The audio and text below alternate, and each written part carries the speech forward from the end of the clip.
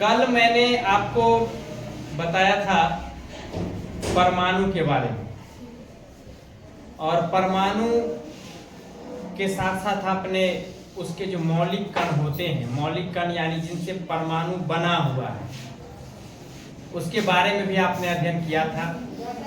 और परमाणुओं का जो समूह होता है वही तत्व होता है। परमाणु यानी एक ही तरह के जो परमाणु होंगे उनका एक समूह जो होगा वह एक प्रकार का तत्व बनाएगा। जैसे लोहा का, लोहा एक तत्व है। लोहा क्या है? एक तत्व है।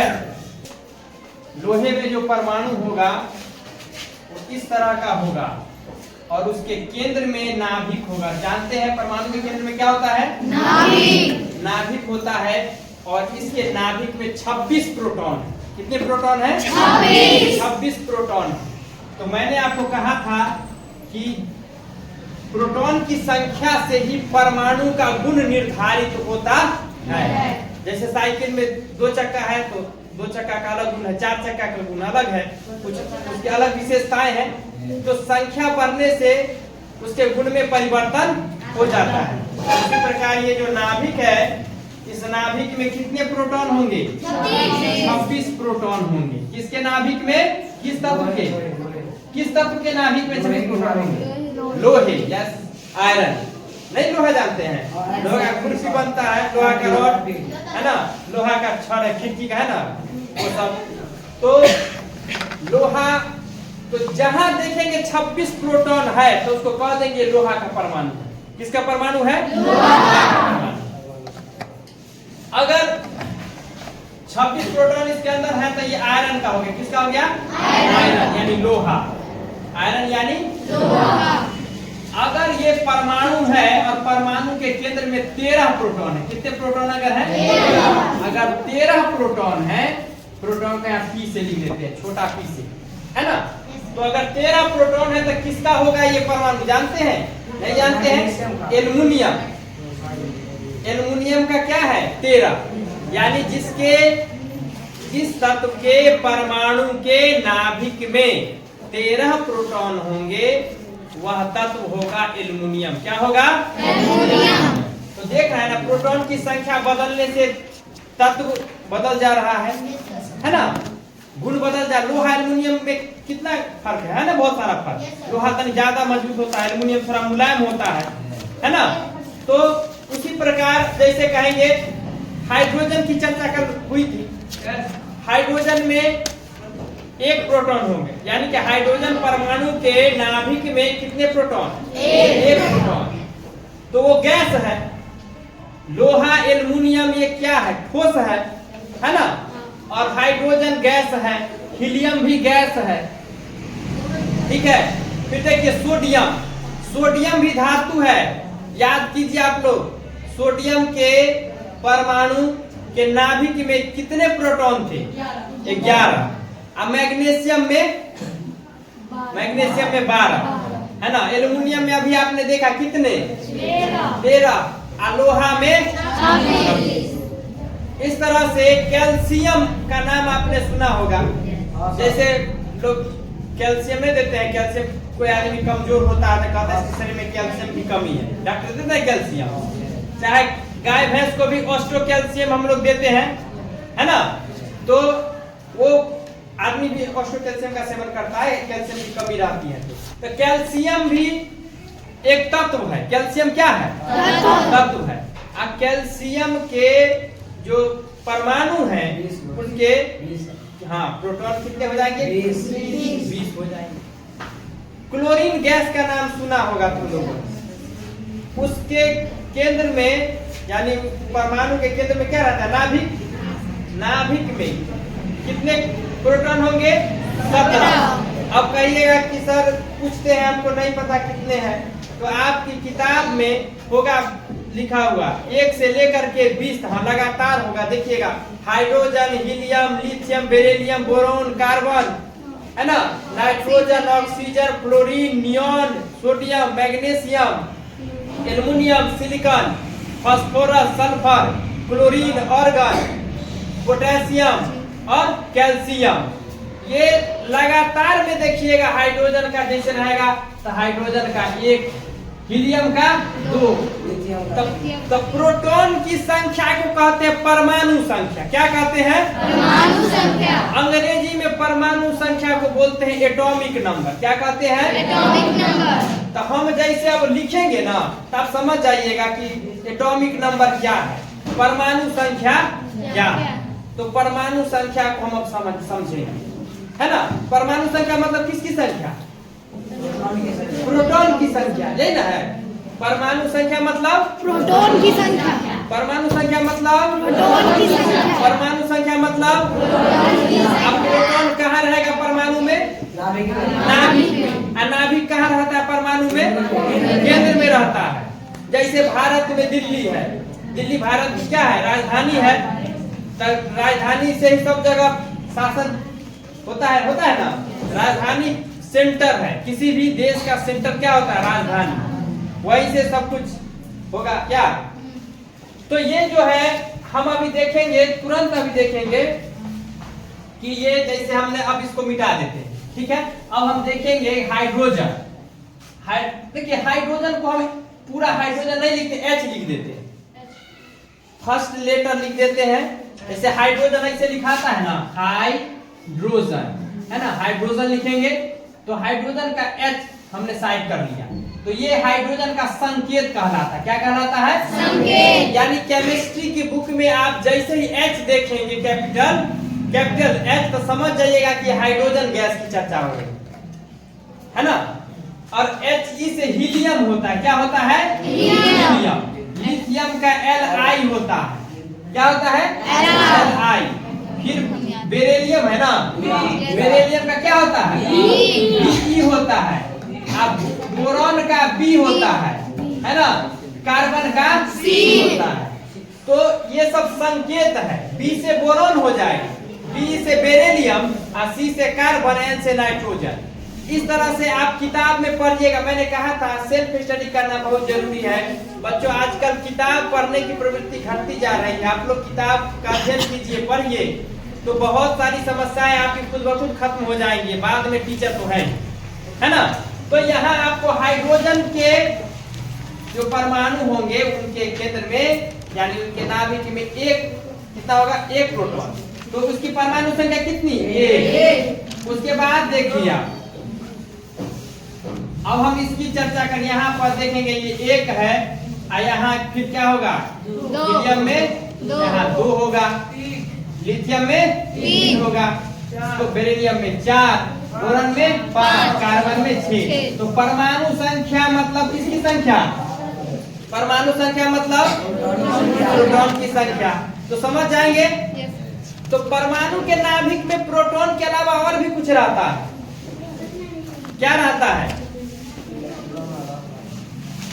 प्रोटॉन के साथ कौन रहता है? याद कीजिए, कल मैंने बताया था, पिछले वीडियो में आपने देखा होगा।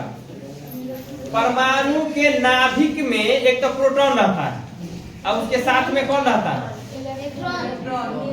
इलेक्ट्रॉन का न्यूट्रॉन। बहुत अच्छा, न्यूट्रॉन रहता है। इलेक्ट्रॉन तो चक्कर काटते रहता है बाहर, है ना।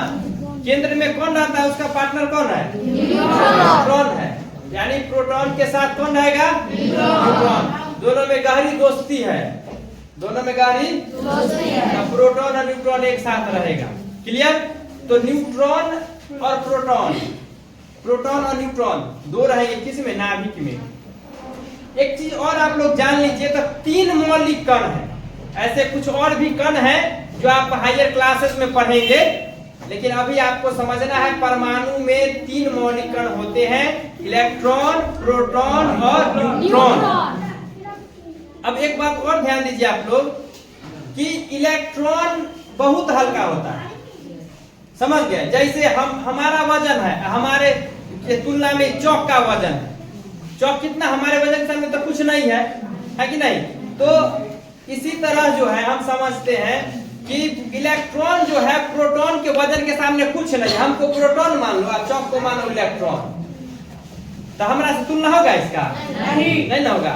तो समझो इलेक्ट्रॉन बहुत हल्का होता है, उसका वजन 9 के बराबर होता है, उसका वजन 9 के बराबर होता है। तो भारी कौन है? अब मान लीजिए कि हम वजन कराने जाएंगे कहीं तराजू पर, होता है ना वेटिंग होता है धर्म कांटा वगैरह पर, धर्म कांटा पर नहीं वजन कराएंगे, वेटिंग मशीन होता है ना, तो वेटिंग मशीन पर वजन कराने जाएंगे, तो वजन कराएंगे तो जेब में वो चौक गलती से रखा जाए कि जानबूझ के रख ले तो ज्यादा फर्क पड़ने वाला है? नहीं फर्क पड़ेगा। तो वही बात है, परमाणु का जो वजन है मुख्य रूप से प्रोटॉन और न्यूट्रॉन के कारण, इलेक्ट्रॉन का वजन 9 के बराबर। तो धोखा से जेब में रखिए कि नहीं रखिए बात बराबर, समझ रहे ना। तो वजन किसके कारण है? परमाणु का, प्रोटॉन और न्यूट्रॉन के कारण। इलेक्ट्रॉन बेचारा का कोई वैल्यू नहीं, समझ रहे कि नहीं समझ रहे, उसको कोई पूछने वाला नहीं है। तो वजन के मामले में इलेक्ट्रॉन का कोई जो है अस्तित्व समझो 9 के बराबर है, वजन 9 के बराबर है उसका। तो द्रव्यमान जो परमाणु का होता है वो किसके कारण है? प्रोटॉन और न्यूट्रॉन के कारण। किसके कारण है? प्रोटॉन और न्यूट्रॉन। न्यूट्रॉन की चर्चा तो हुई ही नहीं। न्यूट्रॉन का वजन कितना होता है? प्रोटॉन से थोड़ा सा ज्यादा होता है, प्रोटॉन से थोड़ा सा ज्यादा होता है। किसका वजन? न्यूट्रॉन का। समझ गए? यानी सबसे हल्का इलेक्ट्रॉन, उससे भारी प्रोटॉन और सबसे भारी न्यूट्रॉन। समझ गए? तो जो वजन है लगभग बराबर ही होता है, मतलब थोड़ा सा ज्यादा। तो 19-20 समझते हैं ना, तो समझिए प्रोटॉन 19 है तो न्यूट्रॉन 20, बस इतना ही का फर्क है। तो प्रोटॉन का वजन जितना है उससे थोड़ा सा ज्यादा न्यूट्रॉन का वजन होता है। दोनों मिलकर ही परमाणु का मुख्य रूप से वजन देता है कि नहीं? जैसे हमारे जेब में वो चौक रख दो, ऊपर में कलम रख दो, अब वजन वाला मशीन पर ले जाओ तो कलम आई निकालू देंगे तो ज्यादा फर्क पड़ने वाला नहीं है। उसी तरह परमाणु का मुख्य रूप से वजन किसके कारण है? प्रोटॉन और न्यूट्रॉन के कारण। तो इसलिए प्रोटॉन और न्यूट्रॉन की संख्या को द्रव्यमान संख्या कहते हैं। क्या कहते हैं? द्रव्यमान संख्या। द्रव्यमान का मतलब वजन हम कल बताए थे वीडियो में, नहीं? तो द्रव्यमान का मतलब वजन होता है। तो वजन का जिम्मेदार कौन है? परमाणु के वजन का जिम्मेदार है प्रोटॉन और न्यूट्रॉन। इलेक्ट्रॉन बेचारा 9 के बराबर से कोई वैल्यू नहीं है, कोई नहीं पूछता है कि नहीं?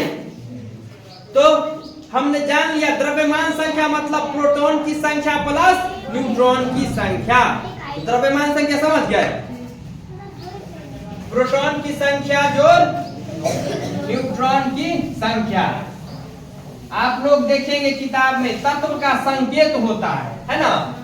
अब हम द्रव्यमान संख्या पर बात करते हैं विस्तार से। द्रव्यमान संख्या मतलब द्रव्यमान संख्या, द्रव्यमान संख्या मतलब क्या होगा? द्रव्यमान संख्या, इसको मास नंबर बोलते हैं। क्या बोलते हैं? Mass number. परमाणु संख्या को क्या बोलते हैं? याद है ना? भूल गए? परमाणु को अंग्रेजी में क्या कहते हैं? एटम। तो एटॉमिक नंबर। परमाणु संख्या को क्या कहेंगे? परमाणु संख्या। परमाणु संख्या को हम क्या कहते हैं? क्या कहते हैं? Atomic number. एटॉमिक नंबर कहते हैं। एटॉमिक नंबर बने किसकी संख्या? परमाणु संख्या। यानी परमाणु संख्या मतलब कौन सी संख्या? अभी बोल रहे थे आप लोग, प्रोटॉन बोल रहे थे ना? Yes sir. परमाणु संख्या मीन्स प्रोटॉन की संख्या और द्रव्यमान संख्या मीन्स प्रोटॉन प्लस न्यूट्रॉन, है ना? तो द्रव्यमान संख्या बराबर हम लिख सकते हैं क्या? n plus p। क्या लिखेंगे? n प्लस p, है ना? ठीक है, n प्लस p। तो ये न्यूट्रॉन की संख्या को स्मॉल n से लिखते हैं हम लोग, और प्रोटॉन की संख्या को स्मॉल p से, और इलेक्ट्रॉन की संख्या को स्मॉल e से, है ना? तो याद रखिएगा, अणु अगर उदासीन है तो उसमें प्रोटॉन की संख्या और इलेक्ट्रॉन की संख्या समान होगी, है ना? जैसे 5 लड़कियों को हम एक तरफ खड़ा कर दे और 5 को दूसरी तरफ, और एक रस्सी दे दिया, दोनों पावर लगा के खींचे और 5 लड़की 10 लड़की की ताकत बराबर हो, तो क्या होगा? रस्सी ना इधर कोई नहीं गिरने वाली है ना? रस्सी जैसे कि तैसे रह जाएगी, दोनों पावर लगाएगी, कोई नहीं खींच पाएगी किसी को, क्योंकि दोनों बैलेंस हो गया। उसी प्रकार परमाणु में इलेक्ट्रॉन और प्रोटॉन एक दूसरे को अस्थाई बनाए रहते हैं। मतलब क्या? परमाणु अस्थाई बना रहेगा। कब बना रहेगा? जब प्रोटॉन की संख्या और प्रोटॉन और इलेक्ट्रॉन की संख्या समान है, यानी वो उदासीन रहेगा, यानी आवेशहीन कहते हैं। बैलेंस कब गड़बड़ होगा? जब इलेक्ट्रॉन उसमें से हट जाए, है ना। इलेक्ट्रॉन हट जाएगा तो प्रोटॉन ज्यादा हो जाएगा, तो धनावेश ना हो जाएगा, क्योंकि प्रोटॉन पर कौन सा आवेश होता है?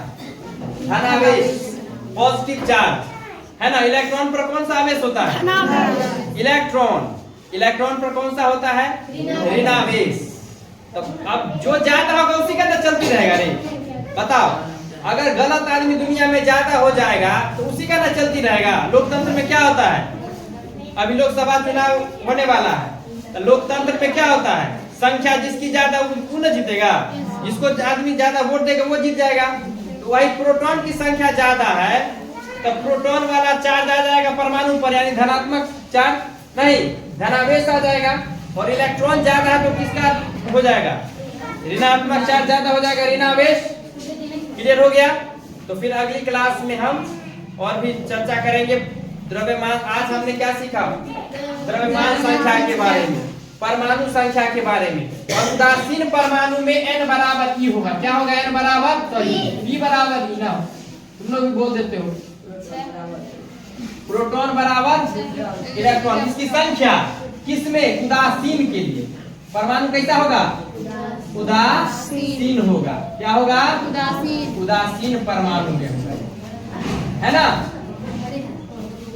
आप लोग किताब पढ़ेंगे और कोई समस्या होगी तो आप पूछ सकते हैं, ठीक है। तो बुक जरूर पढ़िएगा जा करके।